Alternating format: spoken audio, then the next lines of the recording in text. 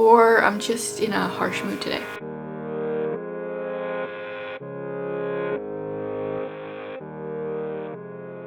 Hey guys, so today we're gonna get a little judgy when it comes to books. Now my office has been a bit of a disaster. For a while I've had piles of books everywhere. I still have some, but I've been feeling overwhelmed. Feeling like there's just too many books that I own that I've either, bought used or found in little free libraries that I'm not actually excited to read. And you can see a little bit of my cat trying to get into my bookshelf. He has to get into every single video. It's like a secret project of his. Where was I? See, and I also have like squirrel brain. If I get distracted, I forget where I was even going with that. I've been feeling overwhelmed. It's time to get rid of some books. The ones that are sitting there are like second or third books in a series that like I need to read the other ones first, or yeah, that's mostly what that is. And then I don't know if you can see, I also have stacks over here of other books. Just stacks and stacks. But today we're gonna go through these two random stacks in front of me that have a bunch of books that I'm not overly excited to read. I pulled these out a while ago, and what we're gonna be doing, apparently coughing is what we're gonna be doing. I had a cold like 2 weeks ago and it's still lingering a bit. What we're going to be doing, what I was trying to say, is we're going to judge books by their cover, their first sentence, and the first paragraph slash like half a page-ish of a book, because sometimes the first paragraph is like a sentence. The first few lines of a book. And I'm going to decide if I'm keeping these books or not. They need to score 2 out of 3, like 2 thumbs up, twice, either for the cover, the first sentence, or for the paragraph, in order for me to keep it.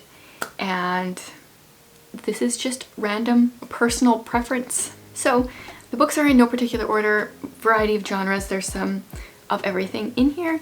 First one I have is John Grisham. There's going to be a few John Grisham on this pile, on these piles, and honestly, it's been a few weeks since I picked these out and I remember what's all on here, but I think I put like all of his books on here. I don't know if I'm interested in reading them, but I keep getting them. So, cover. My cover vote for this one is definitely a thumbs down. That's not interesting.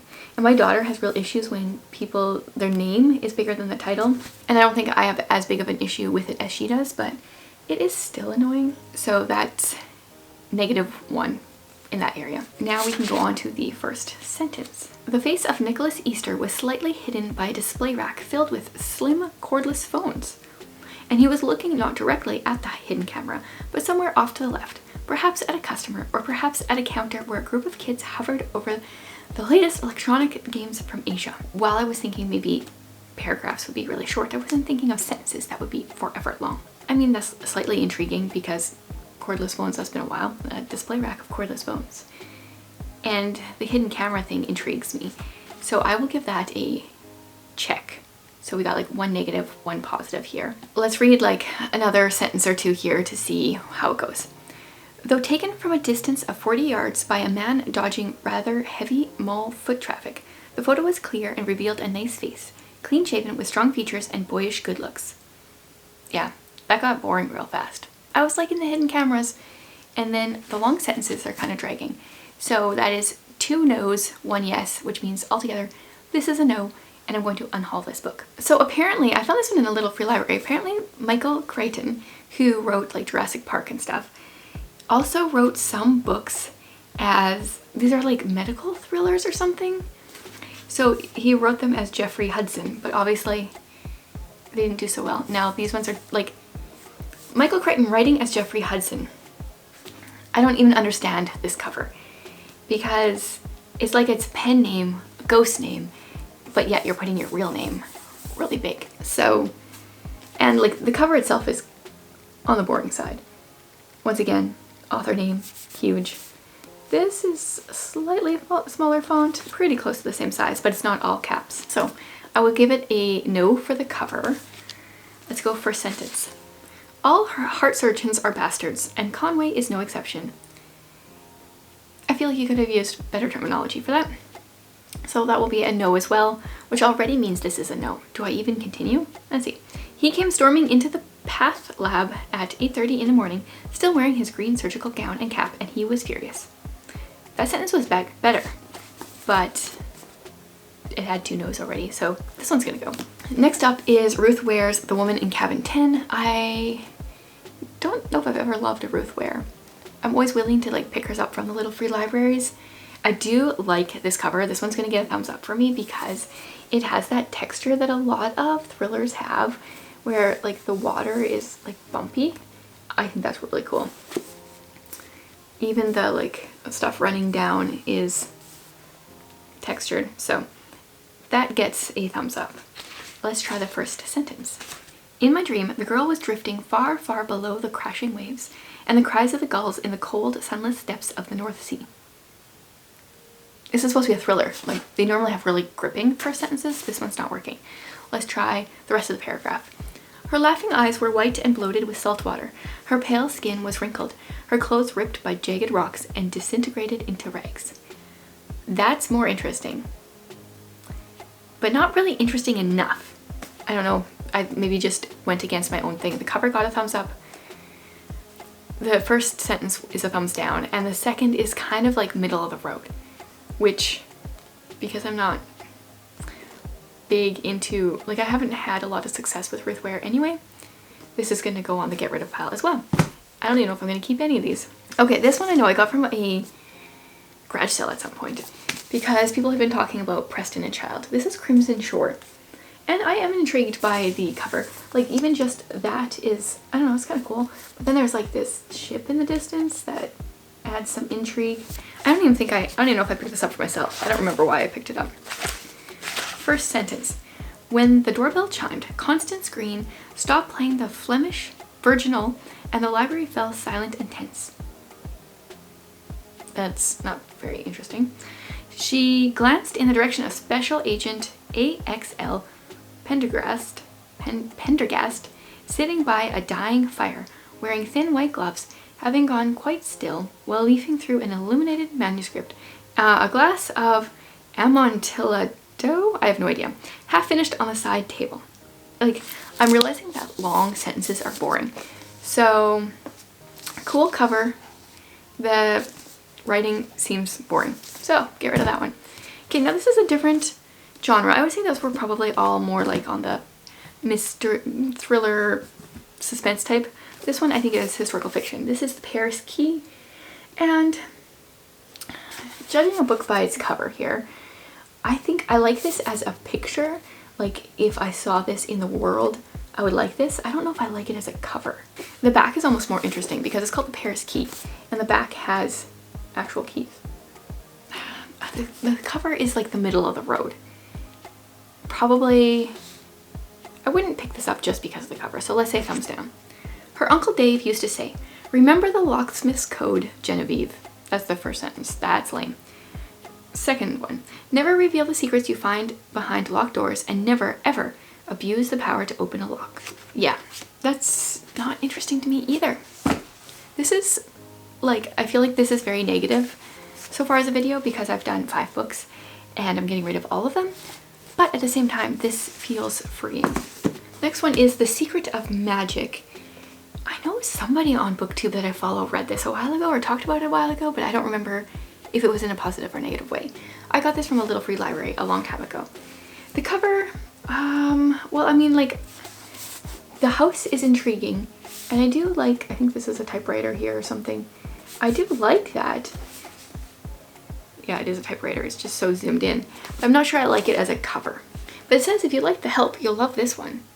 And I did like The Help. But then it's also blurred by Oprah magazine, so probably not gonna like it. Let's give the cover a thumbs up. Let's be positive on this one. The first sentence is gotcha.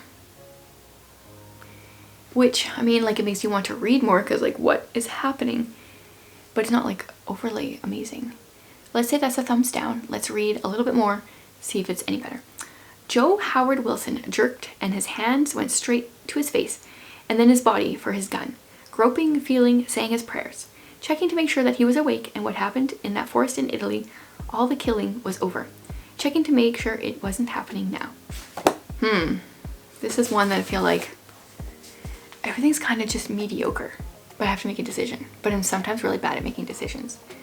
Well, then let's just say let's get rid of this one as well.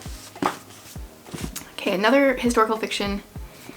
This one is The Riviera House, a Paris spy, a secret code, a daring plan. I actually really don't like this cover either. It's a little too fake. I'm going to be late, Elaine said despairingly to Yolande, who, at age 5, cared not a bit about Elaine's obligations. Oh, that is boring. In fact, it was obvious from Yolande's clenched fists that a tantrum was bearing down upon the Duforts, and unless Elaine could find something other than a stale knob of bread for breakfast, Yolande would erupt and Elaine would miss her morning lecture at art school. That's like 3 thumbs down, all around. This actually makes me intrigued. If I did this with my favorite books, would they pass the test? I don't know. Maybe not. This one is Speak by Laurie Halse Anderson. Cover, definitely a thumbs down for me. I don't understand how that has anything to do with what the book's going to be about. Okay, I think this is... the formatting of this is kind of funny. The first, here it says, Welcome to Merryweather High. It says, it is my first morning of high school. Okay, that's the first sentence. Well, I don't really want to relive high school, so that's not great either. I have 7 new notebooks, a skirt I hate, and a stomachache. Unhaul pile as well. This one is The Children's Train. I think I bought this when I was like just starting to get into historical fiction, and I like went and bought all the historical fiction there was. Cover. This one, I feel like it could have more. I mean, it's about a train, and there's no train. Like there's a train track, but there's no train. So, thumbs down for that one. Mama in front, me behind. Okay, thumbs down again. Mama strides through the narrow streets in the Spanish Quarter. It takes 2 steps of mine to keep up with every one of hers. Wow. This is way easier than I thought. I thought there would be like more hmming and hawing, but either people don't write intriguing first sentences or first paragraphs, or I'm just in a harsh mood today. This one is Poison Study. Another one I got out of a little free library. The cover for me is not interesting. I feel like you could have made this topic with this title a more interesting cover. Locked in darkness that surrounded me like a coffin, I had nothing to distract me from my memories. Okay, now that's a good first sentence. Vivid recollections awaited to ambush me whenever my mind wandered. That's the first paragraph, which is only 2 short sentences. So I'm gonna read a little bit more because I'm not sure, because I don't like the cover, but the first sentence is intriguing. So I need to read a little bit more. Encompassed by the blackness, I remembered white-hot flames stabbing at my face. Though my hands had been tied to a post that dug sharply in my back, I had recoiled from the onslaught. That is 2 thumbs up for the inside of this book. So I'm gonna keep this one. Actually try this one. Poison Study. I didn't expect that based off of the cover. Okay, now we're into another John Grisham section here. This is The Testament. Once again, I feel like, you know, he's a popular author. They should make better covers for his books. So in my opinion, that's a thumbs down for the cover. Down to the last day, even the last hour now. Okay, I don't know what to say about that sentence. I feel like it's almost hooking me, but like not quite. I'm an old man, lonely and unloved, sick and hurting and tired of living. I'm ready for the hereafter. It has to be better than this. Oh, I feel like I'm very conflicted on the inside. The first sentence, the first paragraph. Maybe also too because I've heard really good things about this one. I feel like the inside is fairly intriguing, so I guess I'll keep this one. We'll try it. Another John Grisham, A Painted House. Once again, the cover is just like, I don't know, I feel like it could be better. So another thumbs down for his covers. The Hill People and the Mexicans arrive on the same day. That's a thumbs down. It was a Wednesday early in September 1952. The Cardinals were 5 games behind the Dodgers, with 3 weeks to go, and the season looked hopeless. The cotton, however, was waist-high to my father, over my head, and he and my grandfather could be heard before supper whispering words that were seldom heard. It would be a good crop. Yeah, that's a no. Okay, I've got a Dean Koontz. I don't even know if that's how you say his name. Relentless. I think I found this in a little free library as well. I like this cover. I'll say that. I like that color and I don't know, the silhouette. I'm not sure what it is really. Something. So let's try the first sentence. This is a thing I've learned. Even with a gun to my head, I am capable of being convulsed with laughter. Okay, well that's intriguing. I'm not sure what this extreme capacity for mirth says about me. You'll have to decide for yourself. Yes, that gets like check marks on everything because now I want to read this. This one is The Home Place. Judging from the cover, I would guess it's historical fiction, but it doesn't say a whole lot. I do like the general colors of the cover, and it has like a pearl sheen to it, which is kind of cool, but it's also kind of boring. I give the purple sheen a thumbs up and the rest of the cover a thumbs down. So middle of the road. I can't pick on that one. Chapter 1, Sunday 2 a.m. The cold on a January night in Billings, Montana is personal and spiritual. Well, I'm not a huge fan of that sentence necessarily, but we don't live that far from Montana, and I know what a cold January night feels like, so it does feel personal. So I'm gonna give that a thumbs up. It knows your weaknesses. It communicates with your fears. If you have a god, this cold pulls a veil between you and your deity. It gets you alone in a place where it can work at you. If you are white, especially from the old families, the cold speaks to you of being isolated and undefended on the infinite homestead plains. It sounds like wolves and reverberates like drums in all the hollow places where you wonder who you are and what you would do in extremis. In this cold, you understand at last that you are not brave at all. Okay, well, it started out well, but I feel like it just kind of went downhill. So I'm gonna get rid of that one. Never Come Back.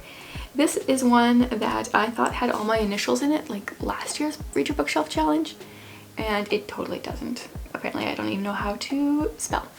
So this one, the cover, I don't know. Some covers are just kind of like meh.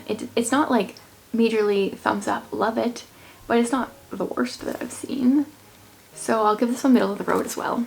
I saw people in uniform first. 2 cops, 2 paramedics. Okay, intrigued. They were standing in the living room of my mom's small house, their thumbs hooked into their belts, muttering to one another. Small talk and jokes. One of them, a cop about my age, laughed at something, then looked up and saw me in the doorway. It's like, started out well, went downhill. Kind of just like mediocre everywhere. So why bother spending my time that way? Tell Her No Lies. This one is a Thomas Nelson published book, but I'm not really sure if it's a Christian book really or not. Do I like this cover? It's different than the typical Christian suspense cover, so I really do like that. I appreciate that it's different. So yes, we'll say I like it. We'll give this a thumbs up. And first sentence. Someone needs to make a perfume from Stop Bath. Wait, what? Someone needed to make a perfume from Stop Bath and Developer. I'm actually very confused. Stop Bath and Developer? What? The photochemicals smelt like Come Hither to Nina Fisher. She inhaled their biting scent and studied the image that appeared as she swished the sheet of paper in the deep gray plastic tub. A homeless man with a toothless grin rewarded her efforts. Okay, I'm gonna stop there. So I still don't really understand that first sentence. Like, I'm assuming maybe these are like photography development terms, but you gotta know that going into this, most people aren't gonna know those terms, so I'm very confused. But I am intrigued by the next part of it because I do like photography, but digital photography, hence why I don't understand what's going on. And homeless, like street photography, I mean, is intriguing, so I'm gonna keep it, even though I totally didn't understand that first sentence. The next part sounded interesting. The cover is interesting. We'll keep that one. Okay, next up is Network of Deception.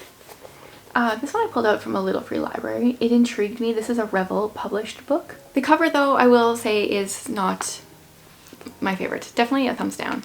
I feel like it could have been better. Prologue. October 2nd, 1991. The wind picked up, blowing a thin cloud of dust over the bleak Israeli field that provided a cemetery for the kibbutz. I don't know what that is. So, thumbs down for that because I don't even understand what's going on again. Red poppies clustered around small grave markers sticking up out of the grass, silent reminders of long gone friends and ancestors. Yeah, no, I'm not really intrigued. Thumbs down all around. Now we've got Border Sun by Samuel Parker. I kind of do like this cover. I like that they took like the whole like torn vintage feel all the way through the cover. So I'll give that a thumbs up, even though the picture itself isn't very interesting. The sun was cresting the low hills of Nuevo Negaldo. Oh, I'm so bad at pronouncing things. As the rustic Buick made its way through the still sleeping town, That's kind of mediocre. A street sweeper turned his head and crossed himself as the car passed. It moved steadily, pushed neither by schedule nor fear of discovery. No one would dare watch it, and no one would dare talk. Yeah, we're gonna pass on this one too. That's not really gonna intrigue me. Here's a book that I got in a mystery box. This is Eden Hill by Bill Higgs, and the reason that I kept it, because this is a cool picture once again, but not really a cool cover, but he is the husband to Liz Curtis Higgs, who I have enjoyed her like talks. I saw her talk years and years ago. So I'm gonna give it a thumbs down for the cover. Something was wrong is the first sentence, which is intriguing. Definitely wrong. Even he knew it. Virgil T. Osgood had just poured his coffee from the familiar speckled enameled percolator and said good morning to his wife, Mavine. Rather than a broad smile and her usual good morning, Virgil, he got nothing. Instead, she sat quietly in their little formica dinette, wrapped in her blue Chanel housecoat, her reading glasses perched on her nose, perusing a small magazine. Very odd. She was usually hovering over the stove, banging pots and pans around, and was generally eager to engage in some lively conversation. Okay, how do I judge this? I mean, I feel like he just tried to throw in all the references for 1960 that a person could possibly do, but I'm still kind of intrigued. So, and because it is set in 1960, and I've read all of Susie Finkbeiner's books set in that time period and really liked them, I'm gonna give it a try. So we'll keep this one. Okay, last three. This is taking longer than I thought, but I have 3 middle grade books left. The first one is Mockingbird. My daughter read this one. I do not like this cover. I think I've seen on Goodreads that this one has a different cover and it's better than this. Chapter 1. It looks like a one-winged bird crouching in the corner of our living room. Well, I don't really want birds in my living room, so that would be a no. Hurt, trying to fly every time the heat pump turns on with a click, and a groan and blows cold air. What? Trying to fly every time the heat pump turns on with a click and a groan and blows cold air onto the sheet and lifts it up and flutters for just a moment and then falls down again. Still. Dead. Not really interested. Okay, then I have Seer of Shadows by Avi, and I do have to say I do like this cover. The blur of the girl. I don't even know what the book is about, but I am intrigued. Chapter 1. It was an October morning in the year 1872, and New York City's air was so befogged with white mist and dark smoke that I could barely see across the street. It's a long sentence. I'm realizing I like shorter sentences. It doesn't like intrigue me so much, except the fact that it's New York City and 1872, and that does sound interesting. So that's kind of middle of the road. All the same, I was attending to my daily chore of sweeping our small front court with its painted sign, Enoch Middleditch, Society Photographer. Well, like I said, I do have an interest in photography, and 1872 photography. Chancing to look up, I was startled to see a black girl standing just beyond our low iron gate. It was as if she had just stepped out of the haze, dressed in her somber cotton servant's garb.